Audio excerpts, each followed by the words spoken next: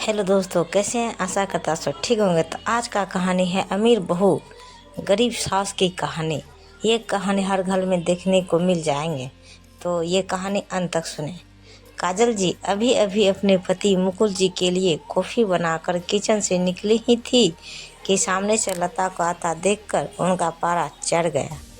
काजल जी, जब सारा काम हमें ही करना है तो तुम्हारा क्या काम है यहाँ? तुम्हें पता नहीं यह है कि तुम्हें सुबह उठते ही कॉफ़ी पीने की आदत है?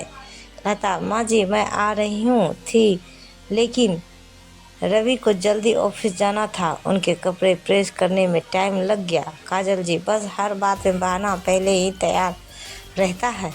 लता को शादी करके आए सभी अभी केवल 4 महीने ही हुए थे। यहाँ आकर उसे ऐसा लगने लगा था कि जैसे किसी जेल में आ गई है। उसे कहीं जाना हो तो परमिशन लेनी पड़ती थी, कोई गलती हो जाए तो पनिशमेंट मिलता था। सास, ससुर और पति तीनों की एक सुर में उसका विरोध करते थे। कभी कभी तो मन करता था कि यहाँ से भागकर अपने पापा के घर चली जाए, लेकिन पापा हार्ट पेशेंट थे। यह सब उन्हें पता लग गया तो ना जाने क्या अनर्थ हो जाएगा। यही सोचकर सब बर्दाश्त करती रहती थी। लता ने जल्दी जल्दी सबके लिए नाश्ता बनाया।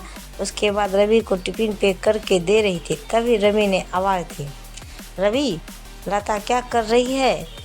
हो, इतना टाइम नहीं है मेरे पास, कार चला कर नहीं जाना है। मेट्रो में कितना समय लगता है तुम्हें पता है? ज़रा सा लेट पहुंची तो ऑफिस में सुनना पड़ता है।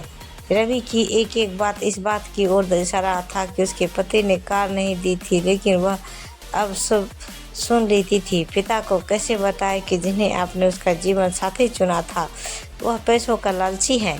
एक दिन शाम को रवि घर आया तो उसने अपने पापा से बात की, रवि, अब मुझसे नौकरी नहीं होती तो वो आपके पुराने दोस्त शर्मा जी मोटर पार्ट बनाते हैं, मैं चाहता हूँ कि उसकी सप्लाई शुरू करूँ। पापा, लेकिन बेटा उसके लिए तो कम से कम 10 लाख रुपये चाहिए होंगे, वो कहाँ से आएंगे?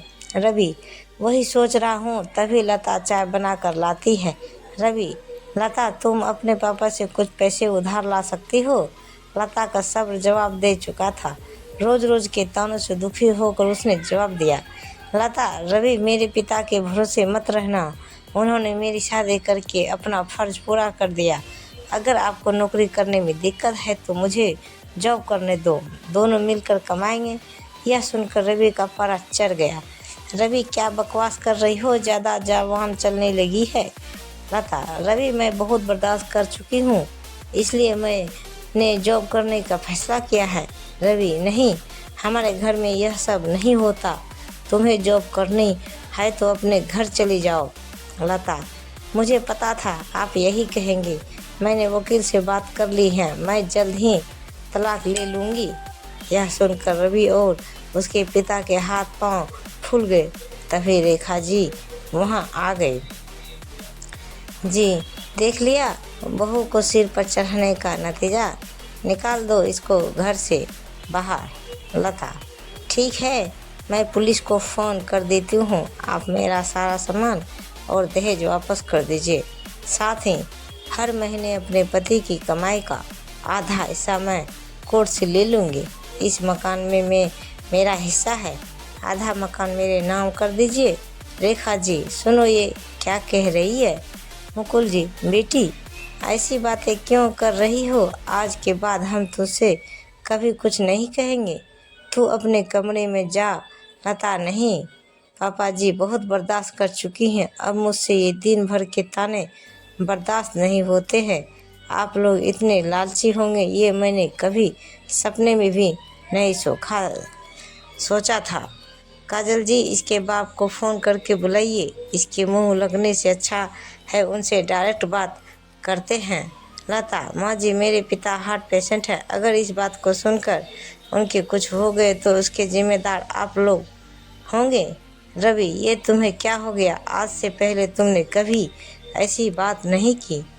लता, मैं आज तक आपके और मम्मी पापा जी के हर ताने को बर्दाश्त करती रही। 20 लाख रुपए मेरे पापा ने शादी में खर्च किए, फिर भी आपको कार चाहिए? बिजनेस करने के लिए पैसे चाहिए? लता ने उसी समय अपना सामान पैक किया और घर छोड़ दिया। जाने से पहले उसने अपने सास ससुर और पति को तीनों को कहा, लता, अगर मेरे पापा को अपने कुछ बताया तो मैं आपको अरेस्ट करा दूंगी। तलाक का नोटिस आपको मिल जाएगा। चुपचाप साइन कर देना। लता वहाँ से निकलकर अपनी एक सहेली की फ्लैट में पहुँच गई।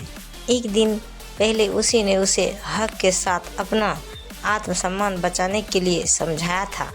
लता, कोमल, मैं आ गई तो गई हूँ, लेकिन अब आगे क्या होगा? कोमल, चिंता मत कर, मैंने बात कर ली है। मेरे ऑफिस में जगह खाली है। कल से तो जॉब करेगी और मेरे साथ रहेगी।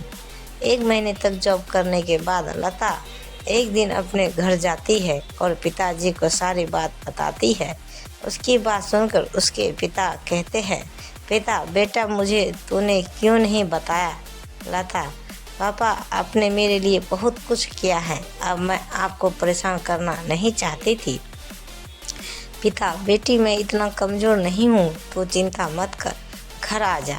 लता, नहीं पापा, मुझे कुछ समय दीजिए, अपने पैरों पे खड़ा होने दीजिए, अपनी एक पहचान बनाने दीजिए। कुछ ही महीने केस चलने के बाद रवि और लता का तलाक हो गया। रवि को पूरा दहेज और 30 लाख रुपए देने पड़े। साथ ही हर महीने अपनी सैलरी का एक हिस्सा वह कोर्ट में जमा करवाता था। तो यह कहानी आप सबको कैसी लगी, कृपया हमें कमेंट बॉक्स में ज़रूर बताएं। प्रेम से बोलिए जय माता दी, हर हर महादेव। तो गाइस, ऐसे ही दोस्तों वीडियो देखने के लिए हमारे चैनल को सब्सक्राइब करें और वीडियो को लाइक ज़रूर करें। धन्यवाद। तो दोस्तों, मिलते हैं अगले वीडियो साथ। तब तक बाय बाय दोस्तों, जय हिंद। तो जो भी अभी हमारे चैनल को सब्सक्राइब नहीं किए वो प्लीज़ हमारा सब्सक्राइब कर लें।